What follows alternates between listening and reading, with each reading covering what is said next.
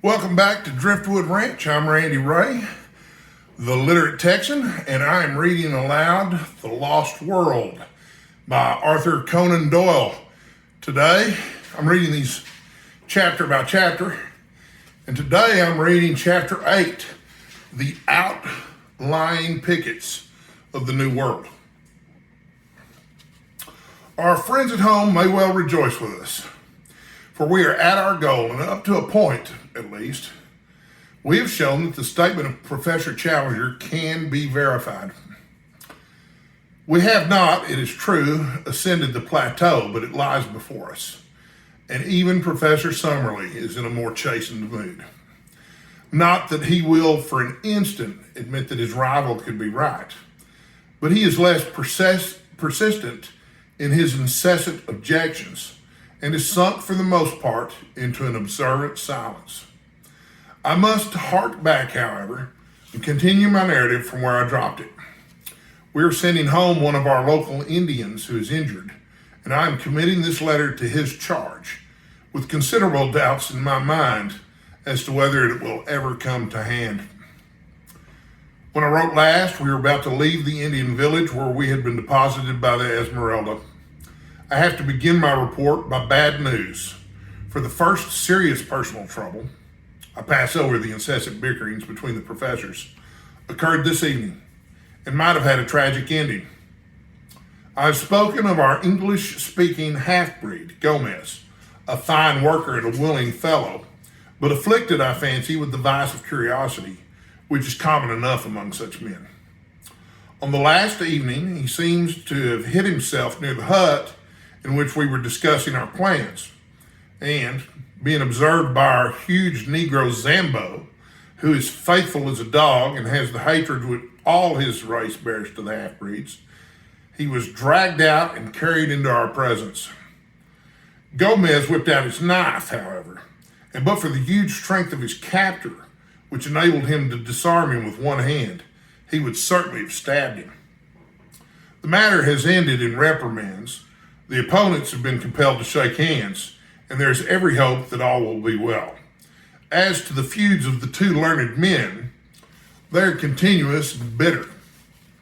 It must be admitted that Challenger is provocative in the last degree, but Summerlee has an acid tongue which makes matters worse.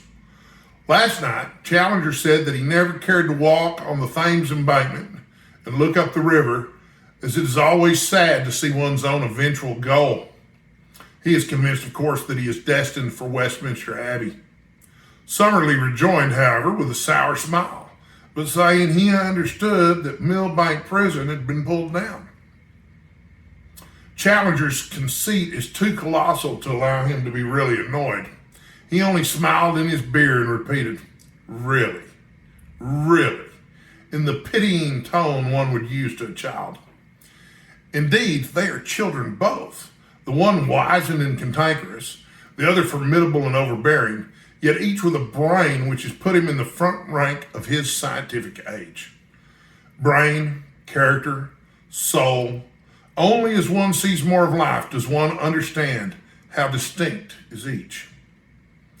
The very next day, we did actually make our start upon this remarkable expedition. We found that all our possessions fitted easily into the two canoes, and we divided our personnel, 6 in each, taking the obvious precaution in the interest of peace of putting one professor into each canoe. Personally, I was with Challenger, who was in a beatific humor, moving about as one in a silent ecstasy and beaming benevolence from every feature. I've had some experience of him in other moods, however, and shall be the less surprised when the thunderstorms suddenly come up amidst the sunshine. If it is impossible to be at your ease, it is equally impossible to be dull in his company, for one is always in a state of half-tremulous doubt as to what sudden turn his formidable temper may take. For 2 days, we made our way up a good-sized river, some hundreds of yards broad, dark in color but transparent, so that one could usually see the bottom. The affluents of the Amazon are, half of them, of this nature, while the other half are whitish and opaque, the difference depending upon the class of country through which they have flowed. The dark indicate vegetable decay, while the others pointed to clayey soil.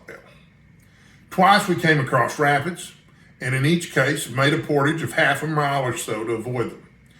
The woods on either side were primeval, which are more easily penetrated than woods of the second growth, and we had no great difficulty in carrying our canoes through them. How shall I ever forget the solemn mystery of it?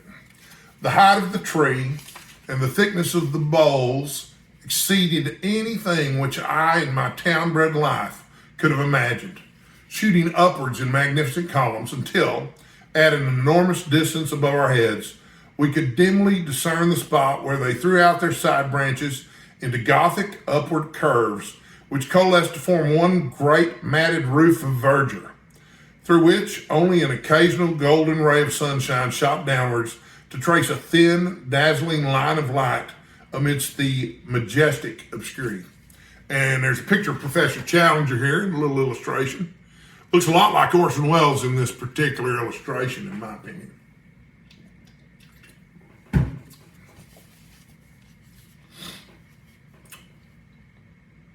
As we walked noiselessly amid the thick, soft carpet of decaying vegetation, the hush fell upon our souls, which comes upon us in the twilight of the Abbey, and even Professor Challenger's full-chested notes sank into a whisper.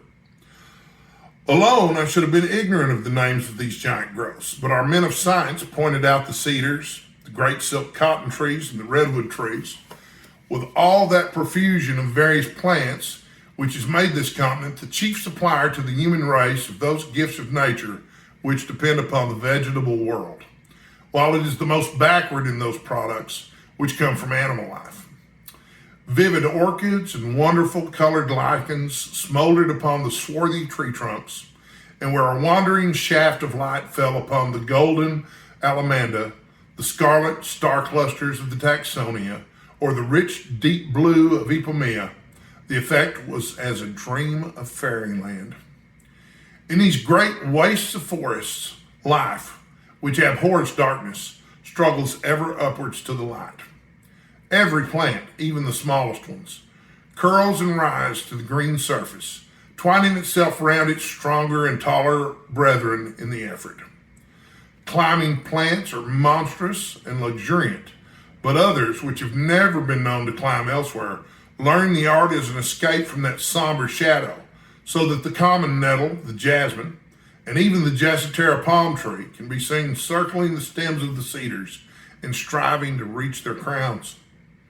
Of animal life, there was no movement amid the majestic vaulted aisles which stretched from us as we walked, but a constant movement far above our heads told of that multitudinous world of snake and monkey, bird and sloth, which lived in the sunshine and looked down in wonder at our tiny, dark, stumbling figures in the obscure depths immeasurably below them.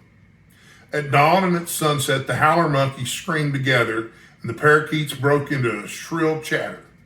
But during the hot hours of the day, only the full drone of insects, like the beat of a distant surf, filled the ear, while nothing moved amid the solemn vistas of stupendous trunks, fading away into the darkness which held us in. Once, some bandy-legged lurching creature, an anteater or a bear, scuttled clumsily amid the shadows. It was the only sign of earth life which I saw in this great Amazonian forest. And yet there were indications that even human life itself was not far from us in those mysterious recesses. On the third day out, we were aware of a singular deep throbbing in the air, rhythmic and solemn, coming and going fitfully throughout the morning. The two boats were paddling within a few yards of each other when first we heard it, and our Indians remained motionless, as if they had been turned to bronze, listening intently with expressions of terror upon their faces. "What is it then?" I asked. "Drums," said Lord John carelessly. "War drums. I've heard them before." "Yes, sir, war drums," said Gomez, the half-breed. "Wild Indians, bravos, not mansos. They watch us every mile of the way. Kill us if they can." "How can they watch us?" I asked, gazing into the dark, motionless void. The half-breed shrugged his broad shoulders. "The Indians know. They have their own way. They watch us. They talk the drum talk to each other. Kill us if they can. By the afternoon of that day, my pocket diary shows me that it was Tuesday, August 18th. At least 6 or 7 drums were throbbing from various points. Sometimes they beat quickly, sometimes slowly, sometimes an obvious question and answer. One far to the east, breaking out in a high staccato rattle and being followed after a pause by a deep roll from the north. There was something indescribably nerve-shaking and menacing in that constant mutter, which seemed to shape itself into the very syllables of the half-breed endlessly repeating, "We will kill you if we can. We will kill you if we can." No one ever moved in the silent woods. All the peace and soothing of quiet nature lay in that dark curtain of vegetation. But away from behind there came ever the one message from our fellow men. "We will kill you if we can," said the men in the east. "We will kill you if we can," said the men in the north. All day the drums rumbled and whispered, while their menace reflected itself in the faces of our colored companions. Even the hardy, swaggering half-breed seemed cowed. I learned, however, that day, once for all, that both Summerlee and Challenger possessed that highest type of bravery, the bravery of the scientific mind. Theirs was the spirit which upheld Darwin among the gauchos of the Argentine, or Wallace among the headhunters of Malaya. It is decreed by merciful nature that the human brain cannot think of two things simultaneously, so that if it be steeped in curiosity as to science, it has no room for merely personal considerations. All day, amid that incessant and mysterious menace, our two professors watched every bird upon the wing and every shrub upon the bank, with many a sharp, wordy contention. When the snarl of Summerlee came quick upon the deep growl of Challenger, with no more sense of danger and no more reference to drum-beating Indians than if they were seated together in the smoking room of the Royal Society's Club in St. James Street. Only once did they condescend to discuss them. "Marana or Amawaka cannibals," said Challenger, jerking his thumb toward the reverberating wood. "No doubt, sir," Summerlee answered. "Like all such tribes, I shall expect to find them of polysynthetic speech and of Mongolian type." "Polysynthetic, certainly," said Challenger indulgently. "I am not aware that any other type of language exists in this continent, and I have notes of more than 100. The Mongolian theory I regard with deep suspicion." "I should have thought that even a limited knowledge of comparative anatomy would have helped to verify it," said Summerlee bitterly. Challenger thrust out his aggressive chin until he was all beard and hat rim. "No doubt, sir, a limited knowledge would have that effect.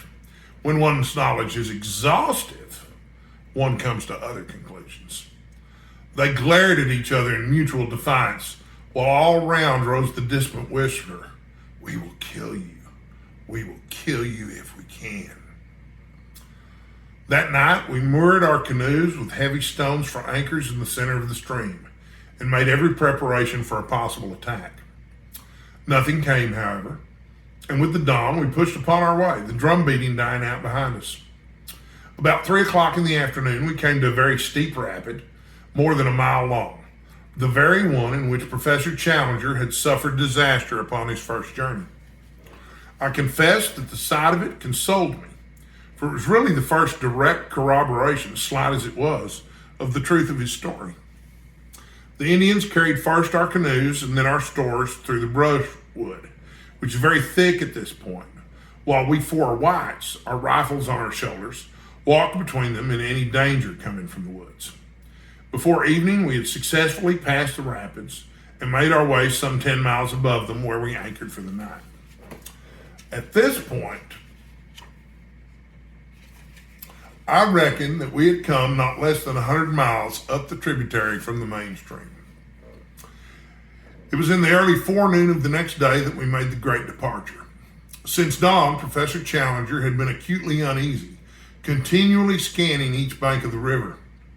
Suddenly he gave an explanation of satisfaction and pointed to a single tree, which projected at a peculiar angle over the side of the stream. "What do you make of that?" he asked. "It is surely an acai palm," said Summerlee. Exactly. It was an acai palm, which I took for my landmark. The secret opening is half a mile onwards upon the other side of the river. There is no break in the trees. That is the wonder and the mystery of it. There, where you see light green rushes instead of dark green undergrowth, there, between the great cottonwoods, that is my private gate into the unknown. Push through and you'll understand. It was indeed a wonderful place. Having reached the spot marked by a line of light green rushes, we poled out 2 canoes through them for some hundreds of yards, and eventually emerged into a placid and shallow stream, running clear and transparent over a sandy bottom. It may have been 20 yards across, and was banked in on each side by the most luxuriant vegetation. No one who had not observed that for a short distance reeds had taken the place of shrubs could possibly guess the existence of such a stream or dreamed of the fairyland beyond. For a fairyland it was, the most wonderful that the imagination of man could conceive. The thick vegetation met overhead, interlacing into a natural pergola, and through this tunnel of verdure, in a golden twilight, flowed the green, pellucid river, beautiful in itself, but marvelous from the strange tints thrown by the vivid light from above, filtered and tempered in its fall. Clear as crystal, motionless as a sheet of glass, green as the edge of an iceberg, it stretched in front of us under its leafy archway, every stroke of our paddles sending 1,000 ripples across its shining surface. It was a fitting avenue to a land of wonders. All sign of the Indians had passed away, but animal life was more frequent, and the tameness of the creatures showed that they knew nothing of the hunter. Fuzzy little black velvet monkeys with snow-white teeth and gleaming, mocking eyes chattered at us as we passed. With a dull, heavy splash, an occasional caiman plunged in from the bank. Once, a dark, clumsy tapir stared at us from a gap in the bushes, and then lumbered away through the forest. Once, too, the yellow, sinuous form of a great puma whisked amid the brushwood, and its green, baleful eyes glared hatred at us over its tawny shoulder. Bird life was abundant, especially the wading birds, stork, heron, and ibis gathered in little groups, blue, scarlet, and white, upon every lug which jutted from the bank, while beneath us the crystal water was alive with fish of every shape and color. For 3 days we made our way up this tunnel of hazy green sunshine. On the longer stretches, one could hardly tell as one looked ahead where the distant green water ended and the distant green archway began. The deep peace of this strange waterway was unbroken by any sign of man. "No Indian here. Too much afraid. Curupuri," said Gomez. "Curupuri is the spirit of the woods," Lord John explained. "It's a name for any kind of devil. The poor beggars think that there is something fearsome in that direction, and therefore they avoid it." Sorry, I had to adjust myself in my seat here. On the 3rd day, it became evident that our journey in the canoes could not last much longer, for the stream was rapidly growing more shallow. Twice in as many hours we stuck upon the bottom. Finally, we pulled the boats up among the brushwood and spent the night on the bank of the river. In the morning, Lord John and I made our way for a couple of miles through the forest, keeping parallel with the stream. But as it grew ever shallower, we returned and reported what Professor Challenger had already suspected, that we had reached the highest point to which the canoes could be brought. We drew them up, therefore, and concealed them among the bushes, blazing a tree with our axes so that we should find them again. Then we distributed the various burdens among us, guns, ammunition, food, a tent, blankets, and the rest. And, shouldering our packages, we set forth upon the more laborious stage of our journey. An unfortunate quarrel between our pepper pots marked the outset of our new stage. Challenger had, from the moment of joining us, issued directions to the whole party, much to the evident discontent of Summerlee. Now, upon his assigning some duty to his fellow professor, it was only the carrying of an aneroid barometer, the matter suddenly came to a head. "May I ask, sir," said Summerlee with vicious calm, "in what capacity you take it upon yourself to issue these orders?" Challenger glared and bristled. "I do it, Professor Summerlee, as leader of this expedition." "I am compelled to tell you, sir, that I do not recognize you in that capacity." "Indeed," Challenger bowed with unwieldy sarcasm. "Perhaps you would define my exact position." "Yes, sir. You are a man whose veracity is upon trial, and this committee is here to try it. You walk, sir, with your judges." "Dear me," said Challenger, seating himself on the side of one of the canoes. In that case, you will, of course, go on your way, and I will follow at my leisure. If I am not the leader, you cannot expect me to lead." Thank heaven that there were two sane men, Lord John Roxton and myself, to prevent the petulance and folly of our learned professors from sending us back empty-handed to London.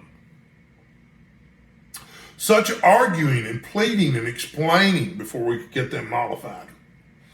Then at last Summerlee, with his sneer and his pipe, would move forwards, and Challenger would come rolling and grumbling after. By some good fortune, we discovered about this time that both our savants had the very poorest opinion of Dr. Illingworth of Edinburgh.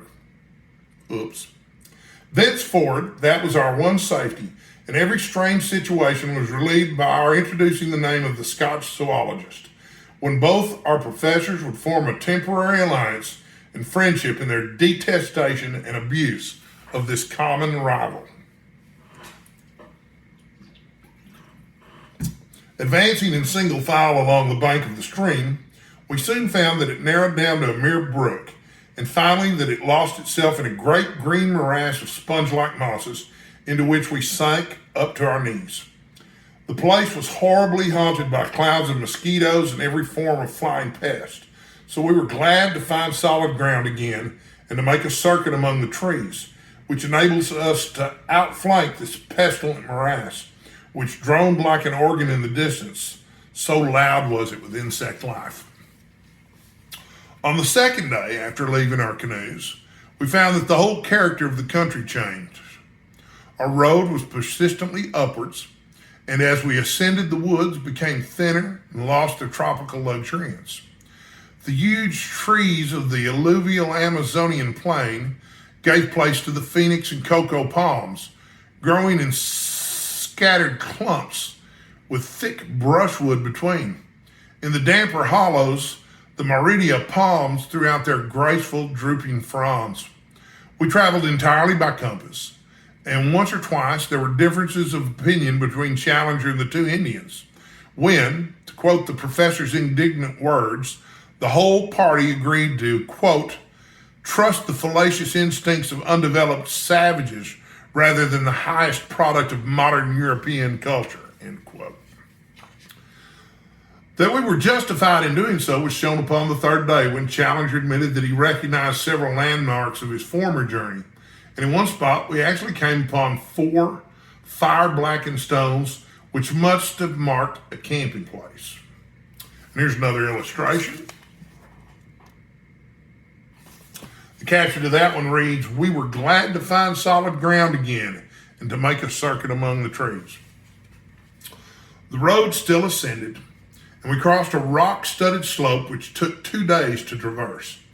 The vegetation had again changed, and only the vegetable ivory tree remained, with a great profusion of wonderful orchids, among which I learned to recognize the rare Newtonia vexillaria and the glorious pink and scarlet blossoms of Catalia and Odontoglossum.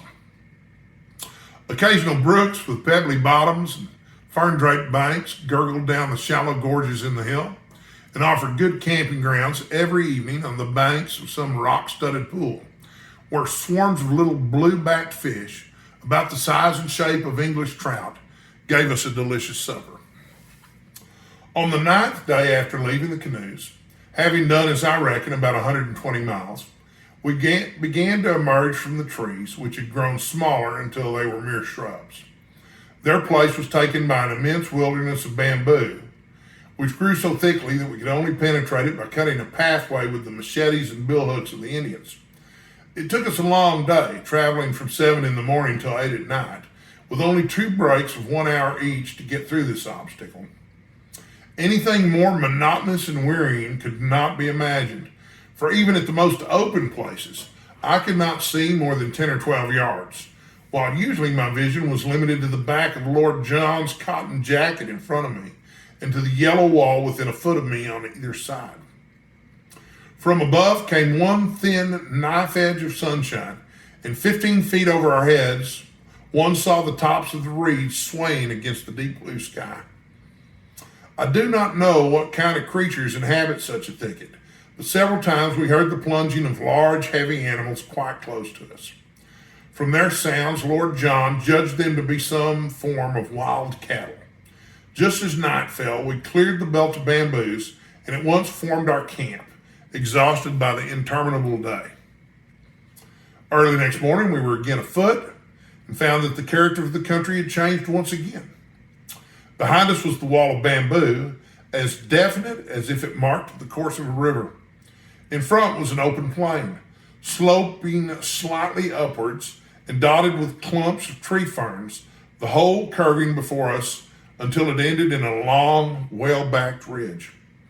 This we reached about midday, only to find a shallow valley beyond, rising once again into a gentle incline which led to a low, rounded skyline. It was here, while we crossed the first of these hills, that an incident occurred which may or may not have been important. Professor Challenger, who, with the 2 local Indians, was in the van of the party, stopped suddenly and pointed excitedly to the right. As he did so, we saw, at the distance of a mile or so, something which appeared to be a huge gray bird flap slowly up from the ground and skim smoothly off, flying very low and straight until it was lost among the tree ferns. "Did you see it?" cried Challenger in exultation. "Summerlee, did you see it?" His colleague was staring at the spot where the creature had disappeared. And there's a rough map of where they're going right here. I guess this is an illustration, so I should show it to you. Caption reads, "Malone's rough map of the journey to the cliffs." "What do you claim that it was?" he asked. "To the best of my belief, a pterodactyl." Summerlee burst into derisive laughter. "A fiddlestick," said he. "It was a stork if I ever saw one." Challenger was too furious to speak. He simply swung his pack upon his back and continued upon his march. Lord John came abreast of me, however, and his face was more grave than on his wont. He had his ice glasses in his hand. "I focused it before it got over the trees," said he. "I won't undertake to say what it was, but I'll risk my reputation as a sportsman that it wasn't any bird that I clapped eyes on in my life." So there the matter stands. Are we really just at the edge of the unknown, encountering the outlying pickets of this lost world of which our leader speaks? I give you the incident as it occurred, and you will know as much as I do. It stands alone, for we saw nothing more which could be called remarkable. And now, my readers, if ever I have any, I brought you up the broad river, and through the screen of rushes, down the green tunnel, and up the long slope of palm trees, and through the bamboo brake, and across the plain of tree ferns. At last our destination lay in full sight of us. When we had crossed the second ridge, we saw before us an irregular, palm-studded plain, and then the line of high red cliffs which I have seen in the picture. There it lies, even as I write, and there can be no question that it is the same. At the nearest point, it is about 7 miles from our present camp, and it curves away, stretching as far as I can see. Challenger struts about like a prize peacock, and Summerlee is silent but still skeptical. Another day should bring some of our doubts to an end. Meanwhile, as Jose, whose arm was pierced by a broken bamboo, insists upon returning, I send this letter back in his charge and only hope that it may eventually come to hand. I will write again as the occasion serves. I have enclosed with this a rough chart of our journey, which may have the effect of making the account rather easier to understand. And that is the end of chapter 8 of The Lost World by Arthur Conan Doyle. Tomorrow, the next exciting chapter of The Lost World, chapter 9. And thanks for watching and listening, and we'll be back soon.